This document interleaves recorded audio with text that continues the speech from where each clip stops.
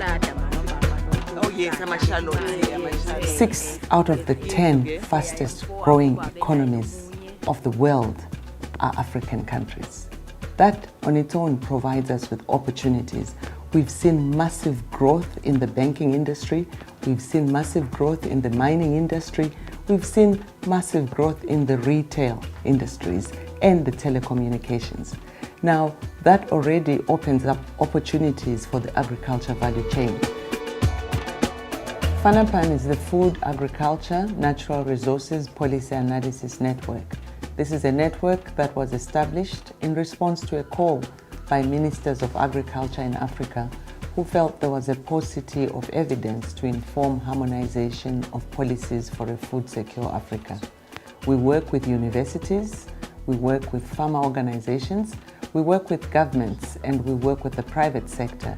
And the whole idea is to establish platforms for dialogue that will enable research that is generated by African researchers in partnership with global partners to provide evidence that will feed into policy processes that will ensure that our policies are evidence-based. As FANPAN, we see it important and critical to have platforms where the researchers can interface with smallholder farmers, where the farmers are seen as the best messengers for the policy message because they are affected by the problems. The private sector is another key constituency that needs this evidence. And then collectively, we can then accompany the policy development agenda for food security development. Now, what we still need to do now is to make sure we are prepared in terms of getting our youth to get employment in the agriculture value chain. That's where we have not done well.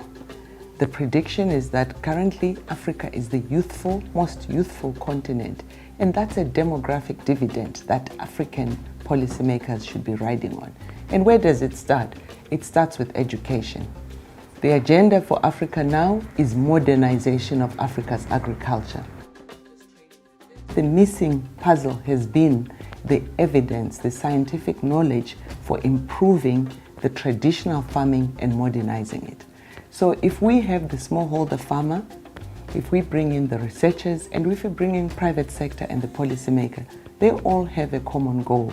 And the common goal is to have more money in the pockets of the farmers, more money in the pockets of the business community, and well-fed families for the women particularly.